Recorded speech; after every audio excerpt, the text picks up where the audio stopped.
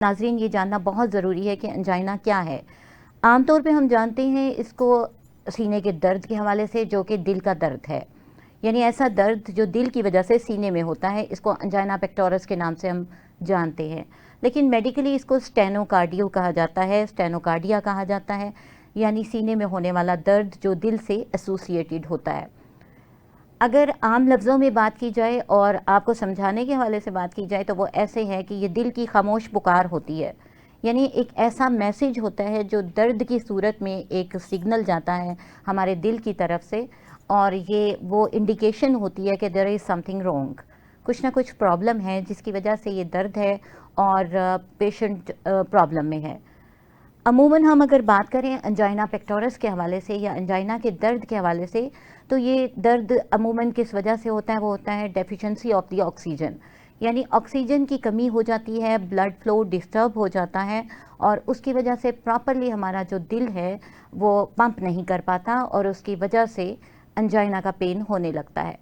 लेकिन बहुत ज़्यादा जो आम वजूहात हैं, कॉमनली हम देखते हैं कि किस वजह से अमूमन हो जाता है या क्या किया तो एंजाइना का दर्द हो गया। उसमें होता ये है कि पेशेंट ने कोई एक्सर्शन की, कोई बहुत ज़्यादा काम किया, जैसे ओवर एक्सर्शन कर ली जाए, कोई एक दिन में ज़्यादा काम निपटा लिया जाए या कोई मुशक्क़त वाला काम कर लिया जाए। यानी जिन लोगों को एंजाइना पेक्टोरस होता है या एंजाइना का दर्द होता है, उसकी एग्ज़ाम्पल मैं आपको ऐसे दूंगी कि जैसे किसी अगर फीमेल को ये प्रॉब्लम हो रहा है तो उसने बहुत ज़्यादा कपड़े धो लिए तो उसके बाद उसको पेन स्टार्ट हो गया, ये वजह बनती है। इसी तरह से स्टेयर्स का बहुत ज़्यादा उतरना चढ़ना जो है वो भी इस चीज़ में आ जाता है, या बहुत ज़्यादा एक्सरसाइज कर ली जाए, उसकी वजह से भी बहुत सारे लोगों को ये प्रॉब्लम फेस करनी पड़ती है जिनको एंजाइना का मसला है या कोई ना कोई हार्ट रिलेटेड प्रॉब्लम मौजूद है।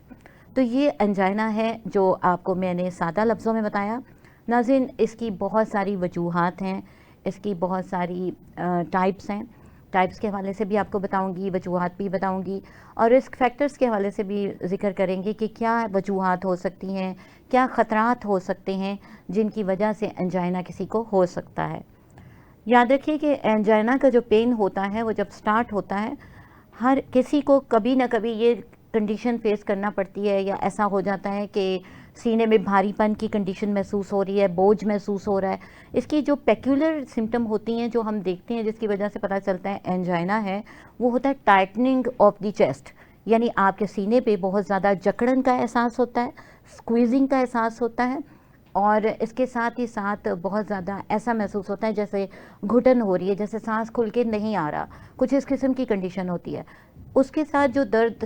होती है वो सबसे ज़्यादा शार्प पेन होती है जो सीने में फैल जाती है और दर्द बहुत ज़्यादा होती है। ये दर्द अमूमन एक्सर्शन की वजह से होती है और बहुत सारे लोगों में नाज़रीन ये ओवर ईटिंग की वजह से भी होती है कि जो हार्ट जिनका वीक होता है या हार्ट रिलेटेड कोई इशू उनको होता है और उसकी वजह से एंजाइना अगर होती है तो उसमें ऐसा होता है कि उनको ओवर एक्सर्शन की वजह से, ओवर ईटिंग की वजह से या लैक ऑफ ऑक्सीजन की वजह से, ब्लड फ्लो के डिस्टर्बेंस की वजह से ऐसा हो जाता है। ये है एंजाइना पेक्टोरस और जैसा कि मैंने स्टार्टिंग में बताया कि ये हमारे दिल की खामोश पुकार होती है जो हमें बता रही होती है कि ये दर्द अगर हो रहा है तो इसमें कोई ना कोई वजह है और उस वजह को जानना बहुत ज़रूरी होता है। यहाँ बताती चलूँ कि हमारी होम्योपैथी कॉजेटिव जो एजेंट होते हैं उनको देखते हुए जब काम करती है तो बहुत ही बेहतरीन इसके रिज़ल्ट्स आते हैं। नाज़रीन, एंजाइना के हवाले से बहुत सारे पेशेंट्स को मैंने डील किया और देखा कि इसमें एंजाइना का जब सीवियर अटैक होता है, देखा जाता है कि हम उनको इमरजेंसी में ले जाते हैं, एकदम से दिल का दर्द हुआ है और ले जाते हैं। तो ज़रूरी ये नहीं होता, अगर आप किसी अच्छे होम्योपैथ को जानते हैं और आपके वो करीबी है तो आप उनसे भी फ़र्स्ट एड ले सकते हैं, उनसे भी मेडिकेशन ले सकते हैं और तमाम मैनेजमेंट इसकी हो जाती है,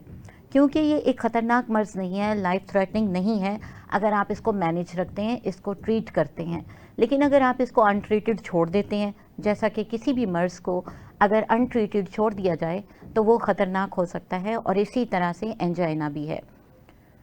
यहाँ आपको बताती चलूँ कि एंजाइना पेक्टोरस की कुछ इकसाम भी हैं जिनमें एक तो कार्डियक रीजन से रिलेटेड है, एक नॉन कार्डियक है जो किसी वजह से होती है, जैसा आपको बताया कि एक्सर्शन की वजह से हो गई, ओवर ईटिंग की वजह से हो गई, किसी का बीपी बहुत लो कर गया, उसकी ऑक्सीजन लेवल कम हो गया तो उसकी वजह से हो गई। लेकिन जो कार्डियक रिलेटेड होती है एंजाइना, उसमें क्या होता है, ये मेजर टाइप्स हैं दो। उससे क्या है कि कहीं ना कहीं दिल मुतासिर है, जिसकी वजह से दर्द होता है। अब वो मस्कुलर हो सकता है रीजन उसका मुतासिर, समटाइम ऐसा होता है कि दिल की जो कोरोनरी आर्टरीज़ होती हैं वो मुतासिर होती हैं, उनमें कोई तंगी आ जाती है। जैसा कि आजकल आप देखते हैं कि हमारा तर्ज़ ज़िंदगी है, और उसमें होता क्या है कि बहुत ज़्यादा कोलेस्ट्रॉल लिया जाता है, बहुत ज़्यादा बाहर की चीज़ें खाई जाती हैं, जैसा कि रेडीमेड आइटम्स को बहुत ज़्यादा ट्रेंड है आजकल, तो उसमें हाई कोलेस्ट्रॉल लेवल बढ़ जाता है, बहुत ज़्यादा लिपिड्स ज़्यादा हो जाते हैं। और लिपिड प्रोफाइल जब करवाया जाता है तो वो एक्सटेंडेड होता है या लिमिटेशंस को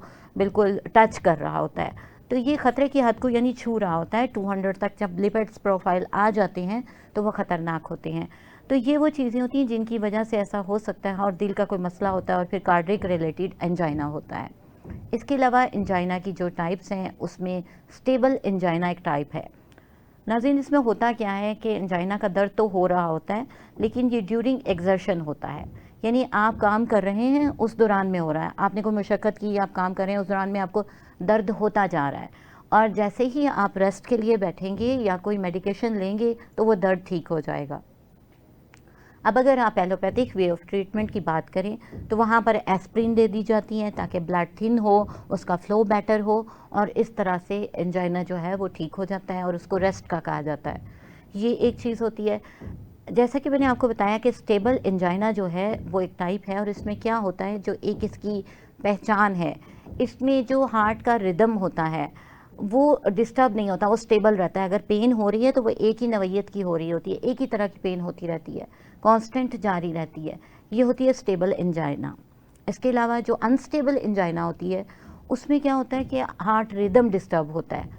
वो एक सी नहीं रहती, कभी किसी तरह का पेन होता है, कभी अचानक बहुत ज़्यादा होता है, कभी डल पेन रहता है, उसका हर दफ़ा अटैक डिफरेंट किस्म का होता है,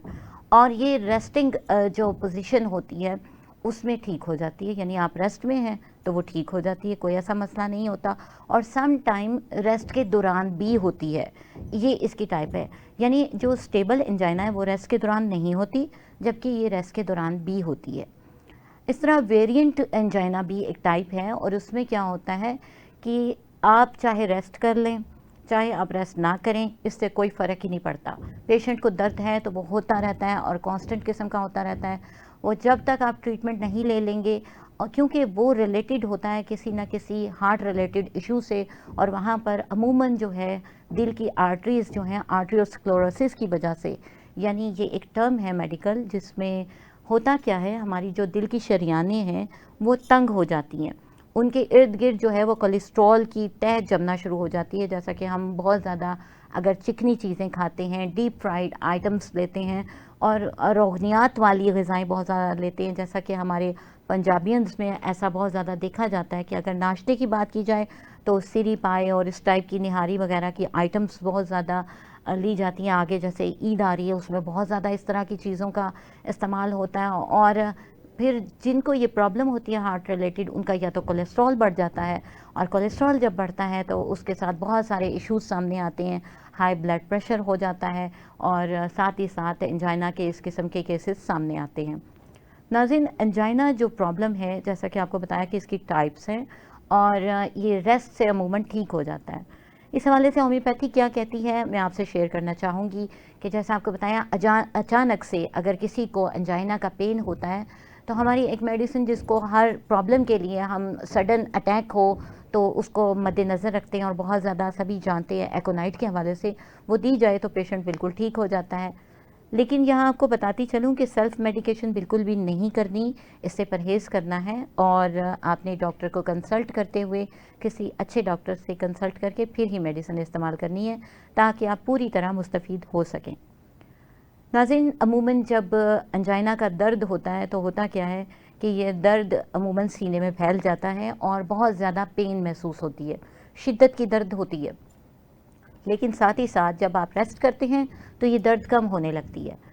अब दर्द की ये जो कंडीशन होती है, अगर ये फैलना शुरू करे, स्प्रेड करती है, तो उससे क्या होता है, ये सम टाइम गर्दन में चली जाती है, शोल्डर्स में आती है, और आपके जॉज़ में आती है, यानी आपके जबड़ों में भी आना शुरू हो जाती है, दांतों में महसूस होती है, फेस में पूरे महसूस होने लगती है, और फैलते हुए ये आपके लेफ़्ट शोल्डर में चली जाती है, लेफ़्ट आर्म में आ जाती है। यानी अमूमन जो मुतासिर होते हैं आपके जिस्म के हिस्से, वो आपका बायाँ कंधा, आपका बायाँ बाजू, ये चीज़ें मुतासिर होती हैं।